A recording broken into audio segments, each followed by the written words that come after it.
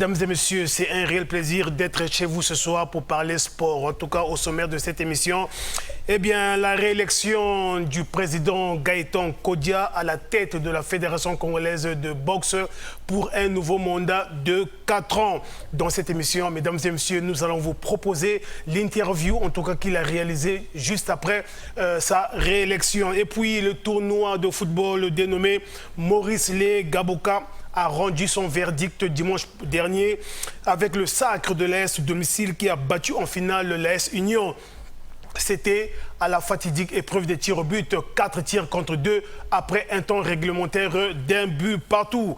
Voilà, mesdames et messieurs, pour la vitrine de cette émission. Eh bien, comme vous pouvez le constater, nous aurions aimé avoir sur ce plateau, comme annoncé, 2 légendes du sport congolais. Eh bien, il s'agit du sélectionneur des Diables Rouges handball senior dame Younes Tatbi et du président de la Fédération congolaise de judo et discipline associée, Maître Nel Ata Asiokara. Mesdames et messieurs, pour des raisons indépendantes de notre volonté, en tout cas, ces 2 gros invités, en tout cas, ne peuvent pas être avec nous sur ce plateau pour décortiquer l'actualité sportive. Vous comprenez pertinemment, mesdames et messieurs, que ce n'est qu'une partie remise. J'espère que le conseiller Boubindou a également compris cela. Eh bien, nous avons notre invité ordinaire. Eh bien, lui, c'est Bello. Qui c'est qu'il a? Bello, bonsoir. Bonsoir, Donald. Toi, moi, tu es présent ce soir? Toujours. Mesdames et messieurs, lundi dernier, nous vous proposons, nous vous replongeons dans l'histoire avec la finale de la Coupe de l'UDEAC qui s'était disputée à l'époque au stade de la Révolution en 90 entre le Congo et le Cameroun, vainqueur du Congo sur le score de 2-1. Vous nous avez fait la proposition. Est-ce que nous pouvons une fois de plus vous replonger dans l'histoire justement avec cette finale? Eh bien, si nous sommes là, si nous sommes là, bien évidemment, c'est grâce à vous. Nous ne pouvons pas vous refuser ce service. Voilà pourquoi nous avons jugé opportun de vous replonger une fois de plus dans l'histoire avec, bien évidemment, l'extrait de cette finale de la Coupe de l'UDEAC qui s'est disputée, mesdames et messieurs, je vous le rappelle, au stade de la Révolution en 1990 entre le Congo et le Cameroun. Victoire des Diables Rouges sur le score de 2-1. Fidèle Stalgardien Omba. Corner, ça va être immédiatement joué. Ange Gapi.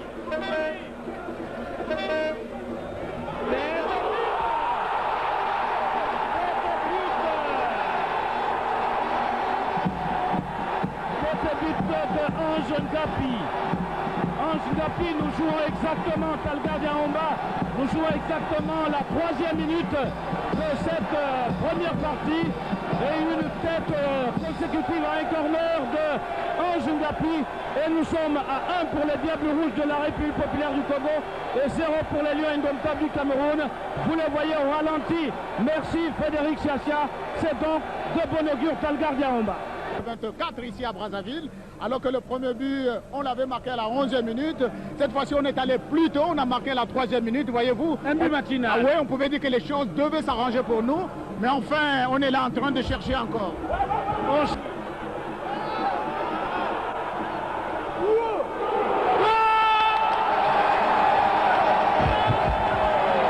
Le deuxième but des Diables Rouges, Talgardien Omba, vous disiez, attends de voir. Et on vient de voir un but de la tête de Makita.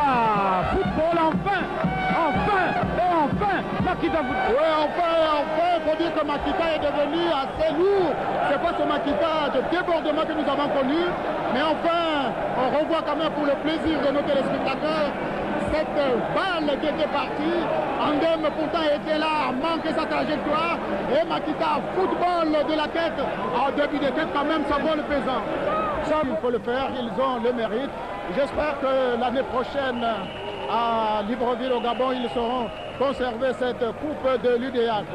Maintenant, nous allons passer à la cérémonie de remise de coupe. Gatsono, le capitaine, tout heureux, avec M.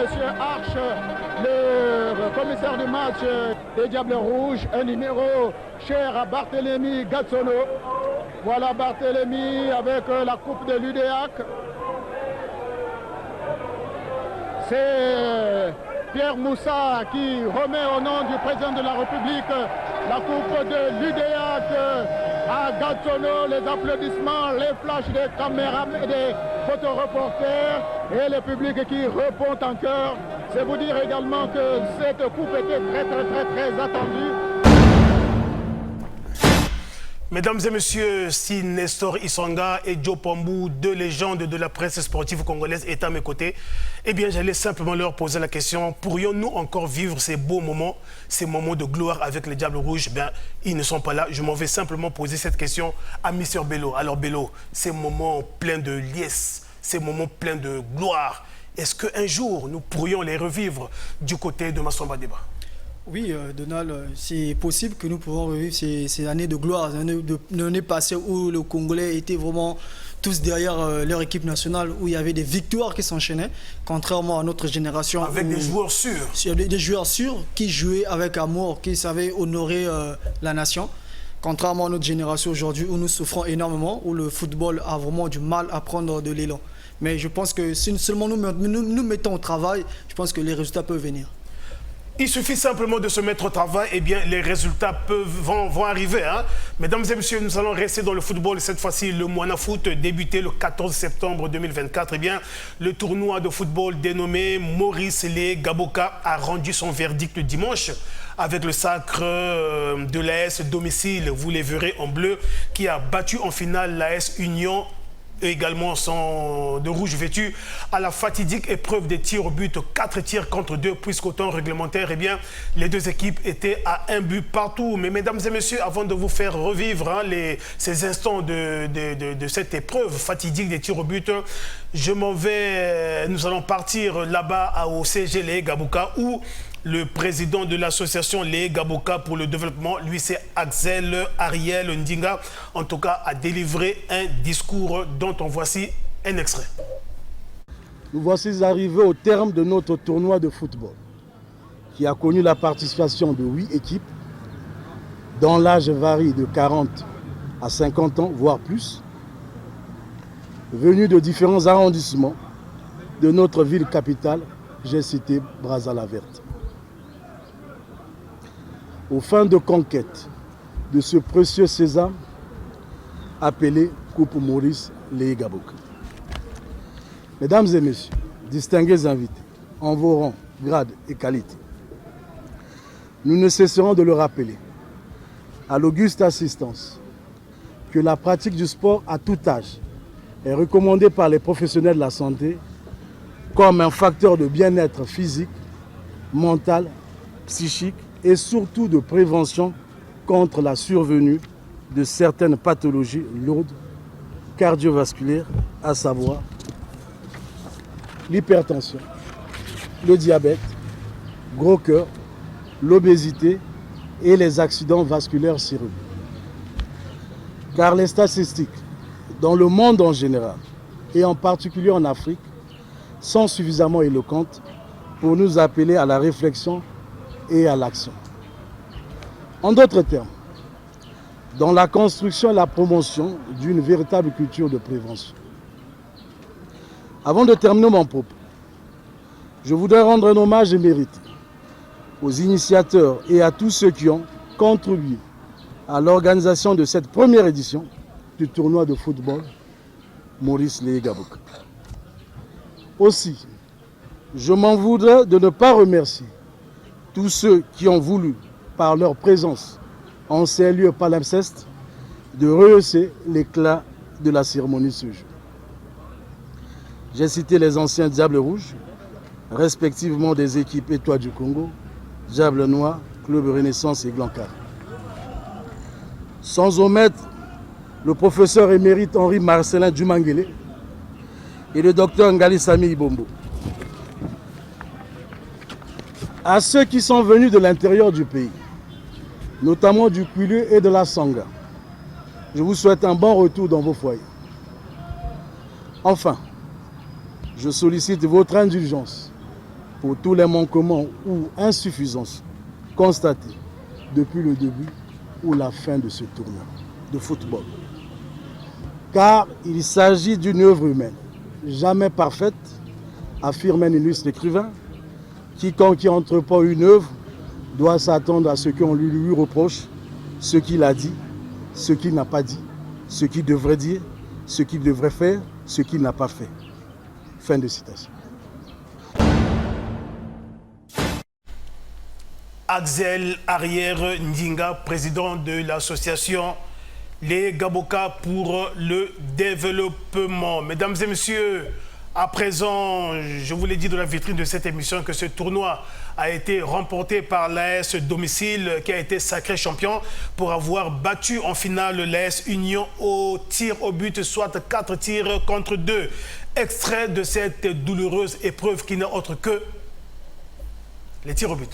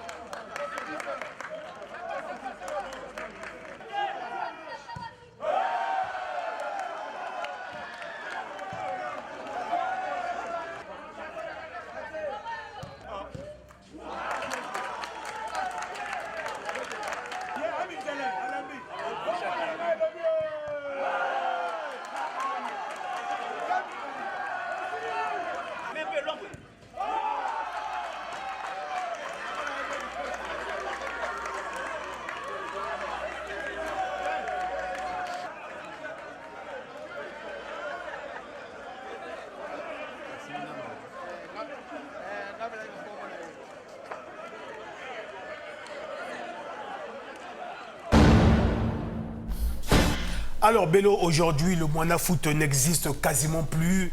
C'est un gros frein pour le développement du football. À l'époque, il y avait des tournois de mise en genre, des tournois de Moana Foot, ça et là. Et c'est là où on détectait les jeunes talents. Mais malheureusement, aujourd'hui, ça n'est plus le cas. La preuve en est que partout, là où on jouait, là où existaient les aires de jeu, en tout cas, c'est des immeubles qui poussent comme des champignons. Oui, Donald, je pense que le Moana Foot n'existe plus. Ça, il faut le reconnaître, mais... Lorsqu'on voit la modernisation du football actuellement, le Moana Foot a été remplacé dans la logique par les centres de formation, les académies. Malheureusement, ces trucs n'existent pas au Congo. Il n'y a pas d'académie, il n'y a pas de centre de formation. Et le Moana Foot aussi a quasiment disparu. Dans ces centres de formation, Bello, par rapport au coût, combien ils vendent? Non mais c'est ça le problème, parce que le grand problème. On avait le chef de l'État avait initié le Centre national de formation de football. Exactement. Qui avait produit le fruit 2 ans après. En 2007. En 2007, l'équipe avait remporté la Coupe d'Afrique. On avait le centre d'études sportives, la DIRI, qui a aussi produit le fruit, qui a produit des joueurs qui sont encore en exercice, qui honorent aussi l'équipe nationale, malheureusement qui n'existe plus. Je pense que c'est question de politique sportive.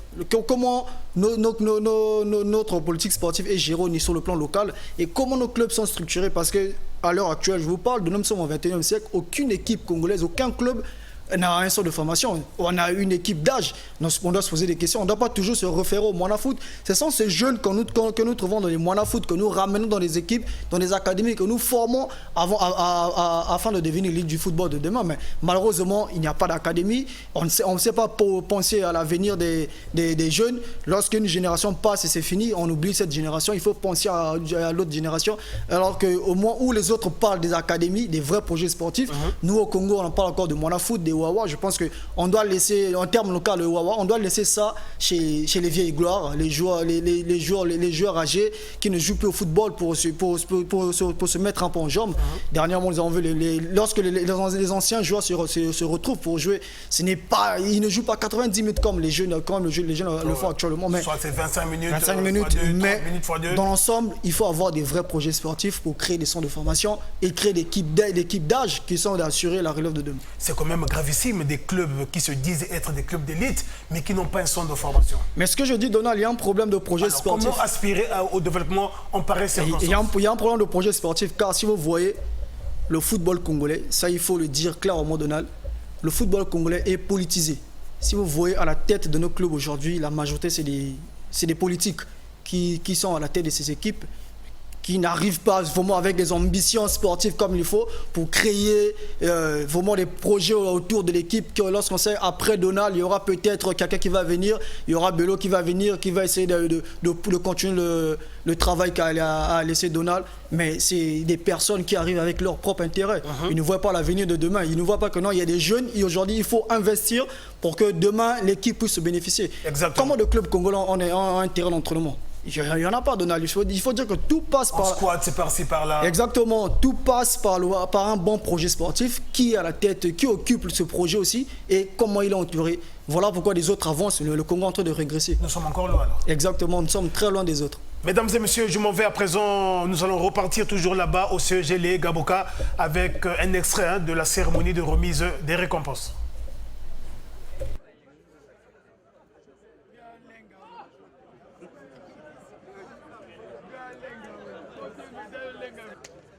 Bravo, félicitations.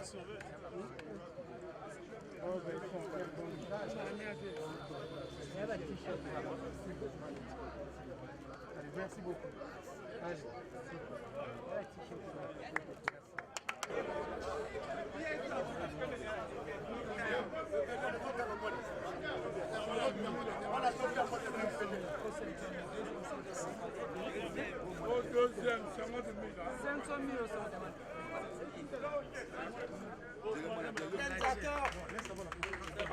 Le meilleur buteur du tournoi.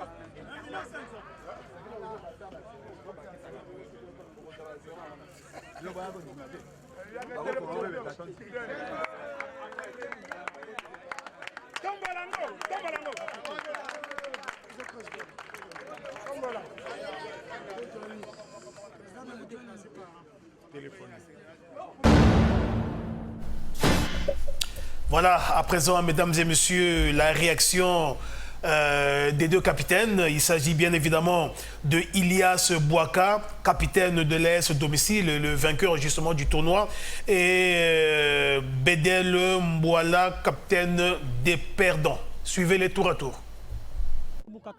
Je suis le capitaine de l'AS Domicile ici de l'environnement dont la compétition s'est déroulée.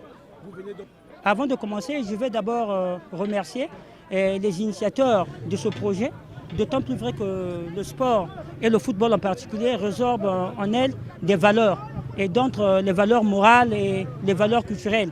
Avoir cette initiative de rassembler le monde, de rassembler la jeunesse, rassembler les amis à titre de loisir, c'est une façon de continuer à communiquer et d'échanger ensemble. Bon, si nous pouvons parler du match, le match était très tendu.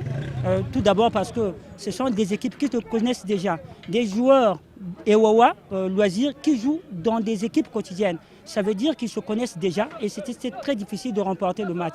Mais nous avons mené et notre état d'esprit était celui-là. Nous étions déterminés et je pense que la détermination et la volonté de mieux faire a fait que nous puissions avoir un moral au-dessus pour aller réussir à gagner au tir au but. Nous nous sentons un peu stressés naturellement. Quelle que soit l'ampleur, le match, la nature du match, en soi, en tant que joueur, c'est une grande responsabilité. Et quand vous portez cette responsabilité du quartier, vous représentez certaines valeurs et vous êtes obligé de vous surpasser moralement. Donc émotionnellement, il fallait s'y tenir et nous avons perdu le premier tir au but. Mais confiant de notre gardien, confiant de nos joueurs, nous nous sommes dit déterminés, focus sur les tireurs futurs et nous avons su quand même renverser cette vapeur. Voilà pourquoi je vais saisir l'opportunité à remercier tous les joueurs qui ont joué le match et tous ceux qui ont tiré les tirs au but par détermination, par confiance. Nous avons été à la hauteur de remporter cette étape fatidique. On a été à la hauteur. Nous avons essayé de jouer, mais bon, le meilleur à gagner, c'est le football. Oui, mais bon, vous savez, dans le football, il y a toujours un perdant et un gagnant. Donc nous avons essayé de forcer. Ils ont marqué le premier. On a essayé de jouer, on a égalisé, mais après, bon. Étiez-vous concentré? Bon, à la dernière minute, on était un peu distrait. Après, bon, nous sommes allés au tir au but et puis, bon, ils ont gagné, c'est la fin. Voilà, nous allons à présent changer de cap pour parler boxe. Et je vous l'ai dit dans la vitrine de cette émission que l'Assemblée générale élective de la Fédération congolaise de boxe s'est tenue. Eh bien, c'est le président sortant qui n'est autre que Gaëtan Kodia qui a été reconduit pour un nouveau mandat de 4 ans à la tête et bien évidemment de cette fédération pour une nouvelle Olympiade 2025-2028. Tout juste après sa réélection, mesdames et messieurs, Gaëtan Kodia s'est livré au micro de la presse. Écoutez ses impressions. Mais je vous dis merci. Mes impressions sont des impressions de joie, mais c'est aussi un challenge. J'ai l'habitude de dire, nous venons de passer 4 ans dans un travail qui nous a pris beaucoup d'énergie et je tenais donc à féliciter tous ceux qui ont voté pour moi, tous les représentants des clubs et des ligues.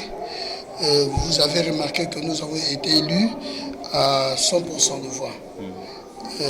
Donc c'est une marque de confiance que j'estime que je dois capitaliser et que je ne devrais pas décevoir ceux qui donc m'ont réélu à la tête de la Fédération congolaise de boxe. C'est un message de remerciement, c'est un message de confiance, mais c'est aussi pour leur dire que nous ne ménagerons pas assez d'efforts pour aller de l'avant. Vous avez vu que nous venons de ramener 6 médailles à Kinshasa, dont une médaille d'or. Dans mon esprit, le Congo n'a jamais eu ce résultat depuis l'indépendance, à mon entendement. Cela veut dire que nous sommes en train de travailler. S'il n'est pas suffisant ce travail, c'est vrai, on l'avoue.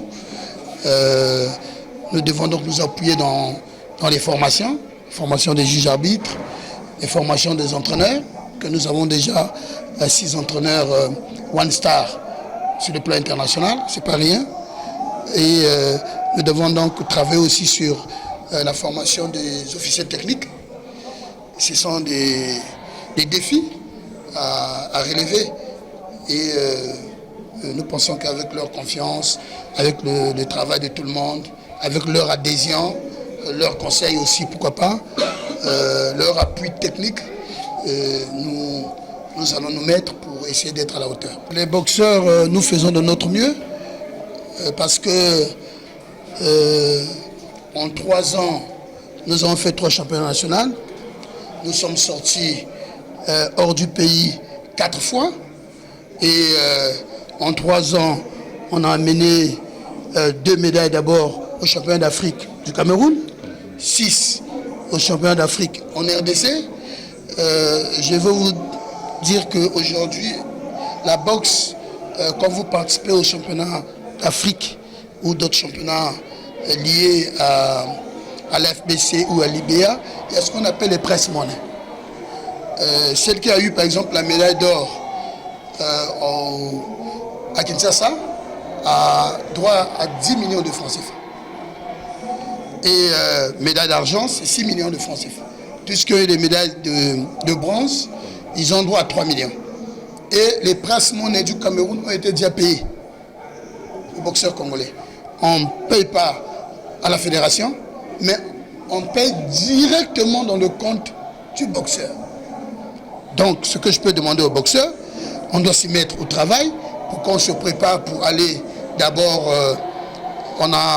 au championnat d'Afrique en Libye. Il y a aussi le championnat Nelson Mandela en Afrique du Sud et le championnat du Maroc, du roi du Maroc que Libye avait récupéré pour essayer donc d'avancer. Et nous voulons aussi voir nos boxeurs venir aux entraînements en véhicule, pourquoi pas. Nous voulons voir nos boxeurs dans un état où il fait bon vivre. Et ça dépend de leur travail, ça dépend aussi de notre encadrement. déterminé, mesdames et messieurs, à faire rayonner de nouveau la boxe congolaise. En tout cas, Gaëtan Kodja a été réélu, comme je l'ai dit, à la tête de la Fédération congolaise de boxe pour un nouveau mandat de 4 ans. Il a été donc réélu avec 68 voix sur 84. Une élection qui s'est déroulée en l'absence de son challenger, Inko Ambota, qui a quitté la salle juste après l'Assemblée générale ordinaire. Mesdames et messieurs, eh bien, avant de parler handball, sachez que la prochaine Coupe d'Afrique des Nations de football Maroc 2025 aura lieu du 21 décembre 2025 au 18 janvier 2026. C'est bien ce jour, à l'issue de la réunion du comité exécutif de la CAF qui se tient là-bas au Maroc, plus précisément à Marrakech, eh bien, on a retenu la date du tirage au sort. Eh bien, le tirage au sort de cette compétition aura donc lieu le 27 janvier prochain là-bas. À Rabat, toujours au Maroc, eh bien, prennent part justement à cette réunion du comité exécutif quasiment tous les présidents des fédérations sportives au niveau continental. Et ici, chez nous, mesdames et messieurs, eh bien, le Congo est représenté à cette grand-messe par le président Jean-Guy Blaise Mayolas, président de la Fédération congolaise de football. C'est bien ça, Bello? Je pense qu'on n'invente rien jusqu'à preuve de contraire. Eh bien, c'est toujours le président Guy Blaise Mayolas qui préside les destinées de la FECOFOOT. Exactement, c'est le président reconnu par les instances du football. Il y a la CAF, la CAF qui reconnaît encore le président Mayolas, c'est la FIFA, et le TAS dernièrement qui a éteint l'acte de naissance de la commission ad hoc. Donc le président de la Fédération congolaise de football reste bel et bien Jean-Guy Blaise Mayolas. Eh bien, comme le TAS vient donc d'éteindre l'acte de naissance de la commission ad hoc, alors qu'adviendra-t-il? Ce que je peux retenir, Donald, et revenir... De ce feuilleton. De ce feuilleton, je peux dire que je vais essayer encore de paraphraser les propos du secrétaire général de la CAF qui avait dit dernièrement ici, en quittant Brazzaville, que non, nous sommes des Bantous. Des Bantous ont toujours des solutions, mais je pense que la solution... Le linge sale se lave en famille, mais la solution jusqu'à présent tarde à venir. Si la CAF ne reconnaît pas la commission ad hoc, c'est à nous de prendre la décision. Gelson Fernandez, qui est le directeur des associations au niveau de la FIFA, a également dit que non, la décision revient au Congo. Mais jusqu'à présent, on attend cette décision. On ne sait pas où nous allons avec le football, car il n'y a pas de championnat. Les joueurs sont à la maison, les entraîneurs, les supporters. Nous également, les amoureux du ballon rond, nous souffrons énormément parce que ça nous manque. Nous sommes habitués tout le temps à aller les week-ends se retrouver au stade. Exactement. Mais nous sommes obligés de rester à la maison, suivre le championnat du vieux continent. Sommes-nous conscients, Bello, que les sanctions qui pointent à l'origine, qui pointent à l'horizon seront, mais alors, très lourdes de conséquences? Sommes-nous conscients? À l'heure actuelle, je pense qu'il y a certains qui ignorent encore. Certains disent que peut-être nous aurons 2 mois, 3 mois, mais je vais juste les demander d'aller voir les textes de la FIFA. Lorsqu'on parle d'ingérence, et c'est différent de lorsqu'il y a un problème au sein de la fédération.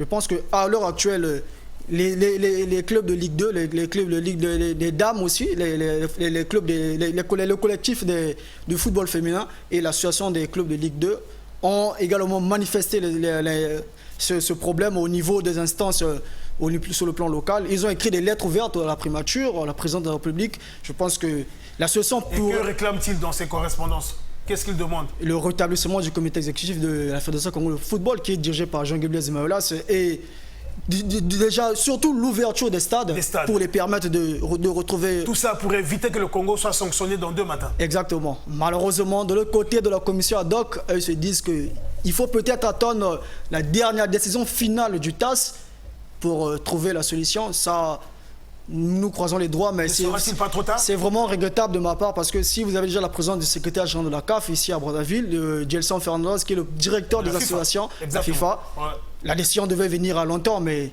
si ça tarde, les autorités savent pourquoi ça tarde. Mais quant à moi, je pense que c'est regrettable parce que, voyez-vous, aujourd'hui, cette jeunesse qui est en train de souffrir à la maison, ces jeunes qui se nourrissent du football, qui n'ont que ça comme métier, parce que le football est devenu métier. Le football, c'est la logique. Donc aujourd'hui, il y a ces gens qui se nourrissent de ça, mais qui sont obligés d'être au chômage parce qu'il y a un conflit d'intérêts quelque part et qui les empêche de se dévouer, d'exercer leur métier. Même nous aussi, chroniqueurs sportifs, exactement. Nous sommes privés du stade, nous sommes privés du football. Parce qu'il y a certains qui sont spécialisés, qui sont spécialement au football. Qu'allons-nous devenir après? Si seulement la FIFA venait à nous sanctionner, même demain, je pense que c'est déplorable. le football avance au niveau de l'Afrique, mais le Congolais veut toujours aller en arrière. Mesdames et messieurs, nous reviendrons sur ce plateau pour en parler en long et en large sur ce feuilleton crise au sein de la Fédération congolaise de football. Parlons, pour terminer cette émission, mesdames et messieurs, du handball. Vous savez que le Congo a pris part tout dernièrement à la 26e édition de la Coupe d'Afrique des Nations handball senior dames qui s'est déroulée du côté de Kinshasa. Cette compétition remportée des bains de maître par l'indéboulonnable Angola, en tout cas en battant en finale le Sénégal. Et bien le Congo a terminé à la 6e place. Le Congo, malgré la préparation chaotique, mesdames et messieurs, a quand même joué les quarts de finale de cette compétition. Et nous nous sommes quand même rapprochés du sélectionneur des Diables Rouges handball senior dames, Younes Tatbi, qui, je le rappelle, devrait être avec nous sur ce plateau, mais pour des raisons indépendantes de notre volonté, nous n'avons pas pu avoir le coach sur ce plateau. Eh bien, je m'en vais quand même vous proposer le reportage que nous avons réalisé avec le coach Younes Tatbi sur, bien évidemment, les leçons à tirer après la participation des Diables Rouges handball senior dames à la dernière CAN du côté de Kinshasa. Quelles sont les leçons à tirer après la Coupe d'Afrique des Nations de handball sur la participation des Diables Rouges handball senior dames qui, malgré une préparation à l'emporte-pièce, ont tout de même atteint l'étape de quart de finale? Le technicien franco-marocain des Diables Rouges, qui nous a reçus volontiers ce vendredi, nous en parle. Les leçons, c'est qu'on se prépare, on peut faire mieux. Le Congo, c'est une nation du handball, on le veut ou non. C'est une vérité et c'est une histoire. 4 fois champion d'Afrique pendant les années 80. C'est vrai, c'est pas les mêmes conditions de maintenant. Et on a fait du grand travail depuis, soit avec les responsables du ministère, soit avec la fédération. On a fait tous un travail collégial, un travail remarquable. On a marqué l'histoire du Congo depuis 2020, depuis 2021 à Yaoundé. Mais les leçons, c'est qu'il y a des nations qui sont en train de travailler, qui sont en train d'avancer. Il faut qu'on tire un constat, surtout dans le handball national local du Congo, pour avoir des bons joueuses qui peuvent alimenter les équipes nationales et pas à chaque fois chercher à l'extérieur. Après 4 ans de loyaux services à la tête du handball congolais, avec à la clé 3 participations à la CAN et 2 Coupes du Monde, Younes Tatbi, qui est arrivé au terme de son mandat, n'a pas manqué de nous parler de son avenir avec ce pays de handball. L'entraîneur de haut niveau, il doit se respecter. Il y a un cycle de travail qui est 4 ans. Parce qu'à chaque fois, il y a la progression, la maturité, après il y a le déclin. C'est vrai, on est en fin de chantier sur 4 ans, on l'a bien fait. Et maintenant, moi, monsieur le ministre, j'ai toute la confiance envers lui. J'aurai une réunion avec lui dans les 24 heures à venir. Et normalement, moi, j'avais déclaré que c'est ma dernière compétition avec le Congo. Parce que normalement, le Congo, il doit passer sur un autre stade, c'est la reconstruction. Parce qu'il y a des joueuses qui sont en fin de carrière. Il y a des joueuses qui ont donné beaucoup au Congo. Ça veut dire qu'on doit voir loin. Et ce pays-là, il doit voir loin. Est-ce qu'on va avancer pour reconstruire ou bien est-ce qu'on va rester sur le bricolage? Renouvellera-t-il son contrat avec le Congo ou pas? Cette interrogation trouvera sa réponse après ces pourparlers avec les gestionnaires du sport en République du Congo. Ce probable départ du sélectionneur des Diables Rouges handball senior dames met en lumière les défis structurels et organisationnels du sport congolais. Ceci rappelle l'urgence d'instaurer des réformes profondes et de renforcer le soutien aux athlètes et aux encadrants pour que le handball congolais rayonne de nouveau comme ce fut dans les années 80.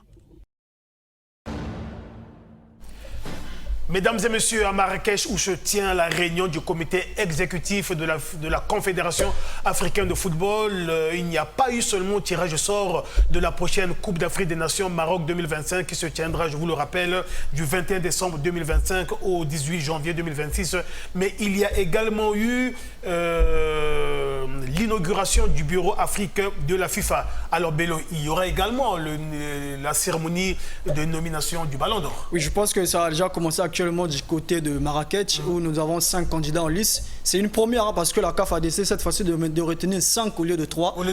Pour garder la suspense jusqu'à la fin. Il y a le Nigérien Ademola Lookman qui part jusqu'à présent largement favori pour avoir remporté la Ligue Europa avec l'Atalanta Bergame. Et déjà en battant aussi, en marquant 3 buts en finale face à une équipe de Leverkusen qui n'avait pas perdu après 32 matchs du côté de l'Allemagne. Et aussi le Guinéen Serhou Guirassy qui a été flamboyant avec Stuttgart l'année dernière en Bundesliga en terminant aussi deuxième meilleur buteur derrière Harry Kane. Et il y a le Ivoirien, le jeune Ivoirien, la pépite, la révélation de la dernière Coupe d'Afrique, Simon Adingra, mais malheureusement après avoir réalisé une très belle canne et il s'est éteint au niveau du club à Brighton où il n'est plus titulaire. Il y a aussi le gardien Ronald Williams qui restera dans les annales du football africain et mondial pour avoir arrêté 4 pénaltys qui n'a jamais... Gardien sud-africain que nous avons vu à Masamba. Exactement, qui évolue du côté de Mamadou Sandave ici en Afrique. C'est d'ailleurs le seul candidat qui évolue sur le plan local ici. Il y a 4 buts, il fallait le faire face au Cap-Vert lors de la dernière Coupe d'Afrique à l'étape des quarts de finale. Il était aussi plébiscité pour c'était peut-être le seul gardien qui a été en lice pour le trophée FIFA, le Ballon d'Or football, France Football. Et le 5e, il y a le latéral marocain Achraf Hakimi qui est toujours présent. Le Parisien, malheureusement, c'est vraiment très difficile d'aligner Achraf Hakimi lorsque vous voyez la saison quand on le produire Ademola Lookman, Guirassy qui est maintenant du côté de Dortmund et Adingra. Je pense que dans quelques instants, ça va se décider du côté de Marrakech. Mais pour moi, je peux dire que Ademola Lookman est largement favori pour succéder à Victor Osimhen. Avec toutes ces performances, Bello, les Sud-Africains, le portier sud-africain Williams, non, tu ne perçois rien de ce côté-là? Je pense qu'être gardien est le seul joueur sur le plan local, être encore parmi les 5 finalistes. Pour moi, personnellement, je pense que la CAF devait penser à lui. Certes, qu'il peut être récompensé, mais là aussi, il y a la concurrence avec Andro Onana. Mais je pense que la CAF, Andro Onana, qui est du côté de Manchester, la CAF devait penser à Romain Williams, honorifiquement s'il pouvait lui remettre un trophée, question de lui mettre vraiment en valeur parce qu'il a mérité. C'est rare de voir un joueur qui évolue en Afrique titiller les autres Africains qui évoluent du côté de l'Europe dans les meilleurs championnats. Exactement. Mesdames et messieurs, nous réitérons nos excuses suite au désagrément causé. En tout cas, nous vous l'avions dit au début de cette émission. Nous aurions aimé avoir sur ce plateau, les publications ont été faites une semaine avant, le sélectionneur des Diables Rouges handball senior dames, Younes Tatbi, et le président de la Fédération congolaise de judo et discipline associée, Maître Nel Francis Atta Asiokara. Mais malheureusement, à la dernière minute, mesdames et messieurs, pour des raisons indépendantes de notre volonté, ils ne sont plus arrivés sur ce plateau ce soir, à une autre occasion peut-être. C'est donc par là, mesdames et messieurs, que nous mettons un terme à cette émission. Merci donc à Bello Kisikela pour ton expertise. Merci mesdames et messieurs. Merci à toute l'équipe technique. Quant à moi, je vous dis au revoir. Bonne suite de programme sur votre chaîne de prédilection, la DRTV Internationale. Au revoir.